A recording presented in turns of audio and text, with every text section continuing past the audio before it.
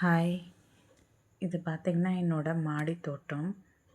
நான் ரொம்ப வருஷமாக இதை வச்சு மெயின்டைன் பண்ணிட்டு வந்துட்டுருக்கேன். சுண்டக்காய் செடி, வெங்காயத்தாள், பூண்டு, செண்பகப்பூ, துளசி, காஸ்மஸ் போட்டிருக்கேன். நிறைய வந்திருக்கு, ஃபுல்லாகவே வந்துடுச்சு. இது ஒரு வகையான குண்டு கத்திரிக்காய், நல்ல டார்க் கலராக இருக்குது, அழகாக ஷைனிங்காக இருக்குது. இது ராஜமல்லி.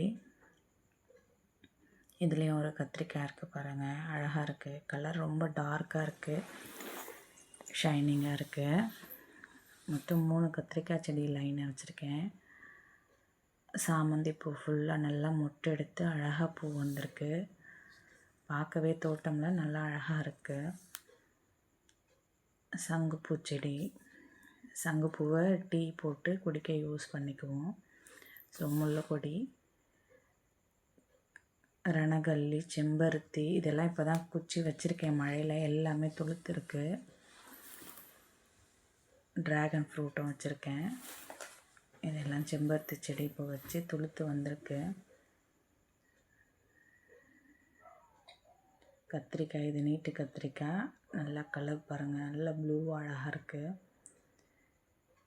இதுலேயும் முள்ளங்கி, கீரை, இந்த மாதிரிலாம் இருக்குது. இதுலேயும் சிறுகீரை, அப்புறம் கரிசலாங்கண்ணி, வெள்ளை கரிசலாங்கண்ணி இருக்குது. ரோஸ் செடி ஃபர்ஸ்ட் டைம் பூ வந்திருக்கு இப்போ வச்சு. இது எல்லாமே இங்கே வந்து வீட்டில் வச்ச பிறகு மொட்டு எடுத்து வந்தது. ஃபுல்லாக அழகாக 5 பூ பூத்திருந்தது. ஸோ பார்க்கவே ரொம்ப அழகாக இருந்தது. எனக்கு ரொம்ப பிடிச்சி வாங்கின ரோஸ் செடி இது. ரொம்ப நேரம் மாடியில் வந்து இருந்தேன்னா அந்த செடிங்கெல்லாம் பார்க்கவே எனக்கு ரொம்ப பிடிக்கும்.